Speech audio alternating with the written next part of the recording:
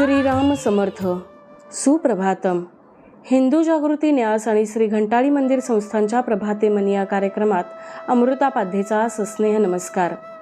श्री ब्रह्मचैतन्य महाराज गोंदवलेकर प्रवचने 31 ऑगस्ट. ज्याच्या घरात समाधान आहे तिथे मी आहे.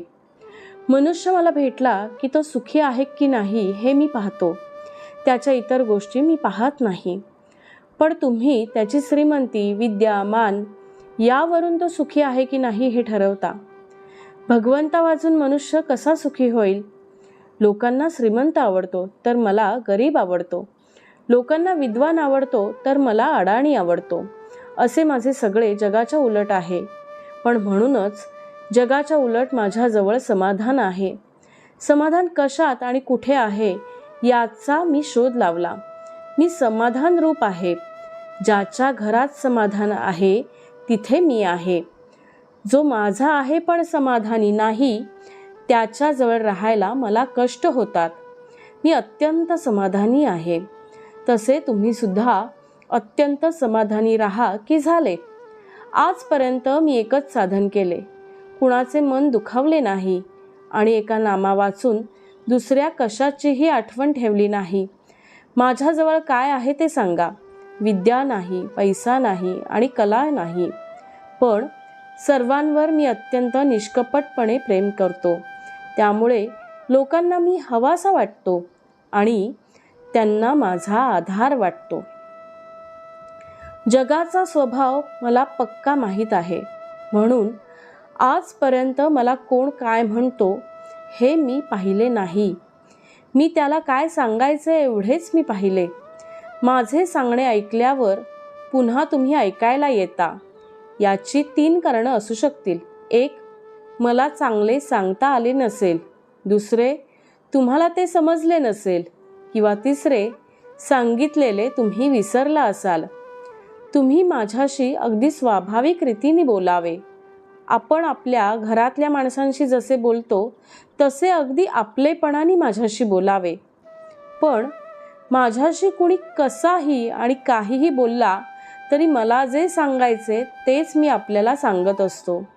मी एखाद्याला सांगत असताना याने माझे ऐकले तर याचे कल्याण होईल असे आपोआपच माझ्या मनात येते.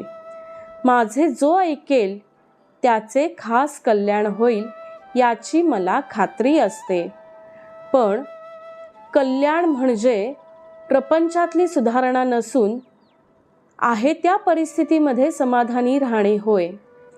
माझ्या माणसाच्या प्रपंचाला मी मदत करणार नाही असे नाही, पण त्याचा प्रपंच त्याच्या परमार्थाचा प्राण घेईल इतकी मी मदत करणार नाही.